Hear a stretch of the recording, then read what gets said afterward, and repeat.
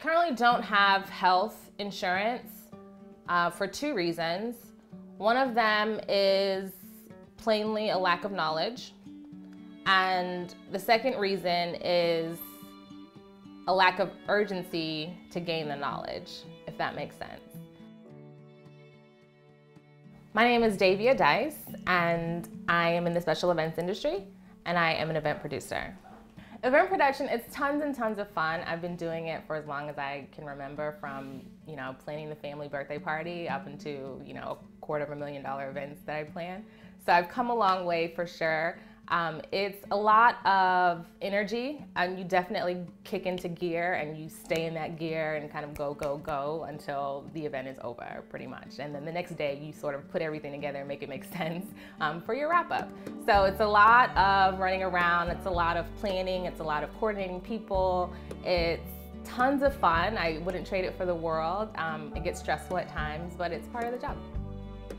I do tend to put health and wellness on the back burner a lot of times when I'm working.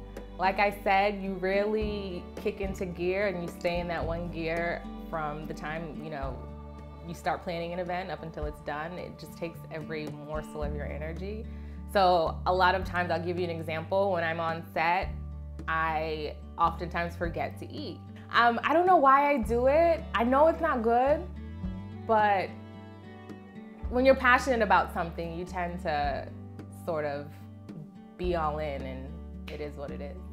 My main job as the owner of Zahzi Inc. and a senior event producer is to bring in clients. And literally, I'm on the phone all day calling people, getting people what they need, sales and pitching things. And in the unfortunate event that I'm ever sick or unable to work or unable to stay glued to an iPhone for an entire month, my business would severely be affected, because as a small business, I drive this thing. You can imagine how that would be detrimental to a business that relies on bringing in clients. Is always like right here in the back of your brain. It's sort of like you're in an abyss or like a black hole or purgatory. I would consider it purgatory, because you always think about, like, what if, you know what I mean? Like the one time you get a headache, you're like, is this a headache or is this like a brain aneurysm or something crazy? And you're like, what if this happens? What is gonna happen to me? I don't wanna think about that. It's scary. Another sort of emotional feeling that I have attached to not having health insurance is I am a leader of a company, and I set an example for my team and the people that, ride for me day to day. And if, as a leader, you're not taking care of yourself, it kind of sets a different mood for everyone else.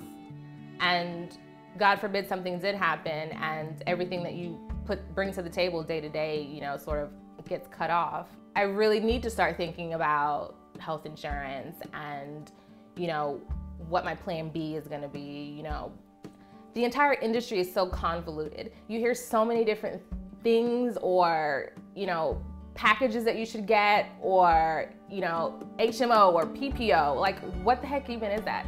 Or, the ACA and Obamacare and like all of these things, and like 80% of small businesses don't have health insurance, and they're not going to be affected by ACA, but they could be. And it's like, there's so much information, and it comes from so many different viewpoints and so many different biases that it's almost like you have to sit down and sort through it all.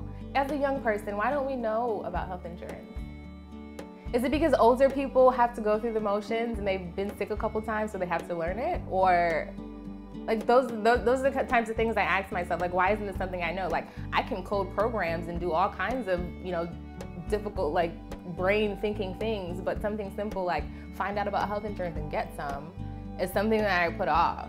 I don't want initials and like acronyms and like all kinds of things. I just tell me what it is and like how it affects me and how I can get it. You know what I mean?